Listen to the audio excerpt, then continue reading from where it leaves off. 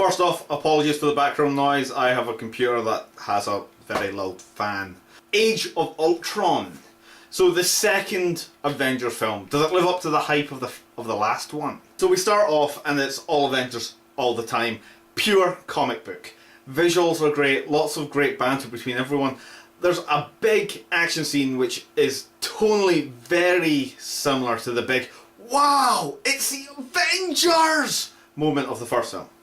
It's kind of a statement of, yeah, this is how we're starting and it just gets bigger from here. And that's sort of the issue I have with the movie. The movie doesn't really live up to what it could have been, what it should have been. It jumps from action set piece to set piece in a very much like, this is the set piece. A little bit of connecting. Set piece, a little bit connecting. Set piece, a little bit connecting. Set piece. And that is just the formula. And it's just very, you kind of go, okay, get this over with so we can get to the next action, please. And then you get the action bit, can you get over this so we can actually get the next part of the plot being explained to us? Well, that's all said. There's also a slight feeling of that it takes everything a little bit slower.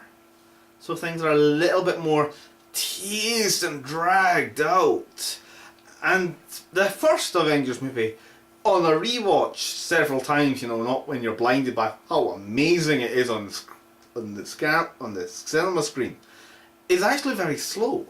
It's a very slow build-up. And actually I think that kind of adds to this kind of like, that moment when it is the final battle. And you have that, oh my god, this is the Avengers moment, when it's that big, long, sweeping shot. That yes, I mean, it's been earned, it's been worked for. I mean, like they have it in the first battle. That big, sweeping moment.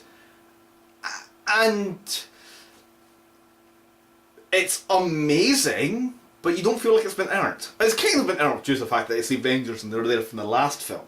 And it's kind of been earned, you know, in the sense that all the other Phase 2 movies have been leading up to this. But maybe you'll think about it, oh no, it's great, it just, and it works perfectly. But for me it felt a bit, you know, you don't know because I haven't explained it, but you know, it feels a bit like it wasn't earned. This amazingness wasn't slightly earned. I mean, it should have, I mean, I love it, but it wasn't. The characters though, the characters are as good as ever. And everyone puts in a strong performance. But on that, Cap, Iron Man and Thor, the Marvel Trinity as it were, they shine less here. There's less emphasis placed on them, more to focus on the Black Widow and Natasha and Bruce and Hawkeye. Hawkeye, who we find out a lot more in this film. I mean, we got very little of him in the first Avengers. Mostly because, you know, he was brainwashed, yada yada yada. But in this one we find out a lot more about him and he's much more kind of like a central character to the theme of the Avengers. He also gets some cracking lines. He's Hawkeye, he should get some cracking lines. No, Hawkeye is more of our everyman in this film. He's the audience surrogate. The one we're meant to identify with as the lone normal guy amongst all this craziness of the monsters, of the gods, of the assassins, of these super soldiers. He's the one lone normal guy. Which is fair. No, there's a lot of funny moments. Like the party, overall. And the party is actually a very good scene. What we've seen of it in the trailers, the grabbing the hammer thing, which is hilariously good fun, is not all of it. That's the party is much more cameo packed, a lot more a bit fun banter, and brilliant moment with Tony and Thor talking about their successful wives, and basically just going, oh yes, well Jane is doing this, oh really, Pepper is doing this, and they're doing this one-upmanship on basically how amazing, you know, the females in their lives are, because frankly, you know, because you'd kind of imagine it would be the reverse, where they'd be talking about, oh, how amazing Thor is, or how amazing Iron Man is. But it's really these two very powerful entities, very cool in their own right, very successful in their own right, just talking about how amazing the people that they fall in love with are. And I kind of like that. That was very kind of nice. It was just something that made me kind of chuckle. The hammer scene, as we've all seen in the clip, is amazingly good. I think every Avenger gets at least that one-liner which is perfectly crafted for laughs. It's perfectly crafted for, oh! And it worked. I mean, when I was sitting in the cinema, everyone laughed on those lines. Hawkeye gets maybe one or two of them more. But I think everyone gets them. Then there's a line that's then used as a callback later, which frankly hits a bit closer to home than it should. But no, so we've talked about the characters, the heroes. Let's talk about Ultron. Boy, Ultron. The bot just owns. Not only does he look big and menacing, and there, which is very important for a CGI character to actually look like he is there.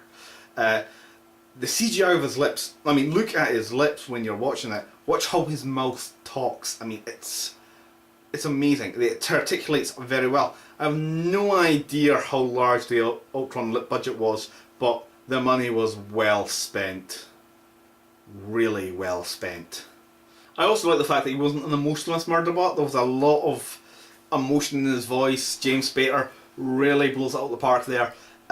It's very emotional driven. It's got a lot of cadence in there, so it's like, when he's angry, he sounds angry. When he's wrathful, he sounds wrathful. When he is conniving and cunning, you feel it in his voice. He's not, and Ultron shall rule the world. Gar, Avengers, Gar. Like how you'd imagine, like Hollywood would do a robot. I would think actually a robot would probably actually have pretty much emotion, much like we are. After all, we are just biological machines. Ultron, even being a murderbot as he is still a person. He's still very flawed as a person. He's a good villain, I think. No, the Maximoffs were good. There was a lot more focus given over to the Scarlet Witch than Quicksilver, but I think any comic book fan would be probably quite used to that, since Quicksilver is usually kicked to the side for the character development of Scarlet Witch. It's just how it is, really. Scarlet Witch is kind of like the favoured twin. I have not been a big fan of Scarlet Witch since MD. Admittedly, that's Quicksilver's fault. Actually, it's all Bendis' fault. But, no, I mean, I think they handled the Maximoff very well, overall. You'll know what I mean by overall once you finish the film.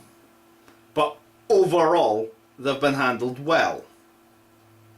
Except that one thing, which you've probably heard about, but I'm not going to spoil it. The other breakout character is the Vision, who is just amazing. The Vision turns up very late in the movie, and so he's not got an awful lot of time to, ingratiate himself with the audience. But he does that very quickly, and basically by ingratiating himself to Thor, he wins us all over. And he's very good, and he's very, very likeable, and I liked the Vision. I liked how they did the Vision in the end, and he was very good. And that's all very good. And then there's the final quarter of the film, the last big action sequence, which is action-packed and slow. There's the big fight between of the Avengers versus Ultron, and there's not. The final action sequence is action scene. The big battle is interesting and weird, and it's good and not good. It's well paced and it's not paced. It's kind of a mess, but makes total perfect sense. It's a weird one. I mean, it does not live up to the same level of action power that the first half of the movie had in its first action sequences. It's like it peaked too early. Like they should have been reversed round. But then the story wouldn't have made any sense. At the end of the day, would I recommend going to see the movie? Yes, I would recommend going to see the movie. It's Avengers. But it's still... when you watch it, you'll understand that it is still amazing. It's still good. It's still action-packed. It's still got all the characters you love. And it treats them all pretty much well. but you'll probably walk out with a feeling going, could have been slightly better. Still good, could have been slightly better. I mean, it's still better than half the other crap that's probably going to come up this summer. I would recommend going to see it at least once. I might go see it again, just for the funny moments. If you're a big comic book fan, you might have more issues with it than, say, just your regular cinema goer.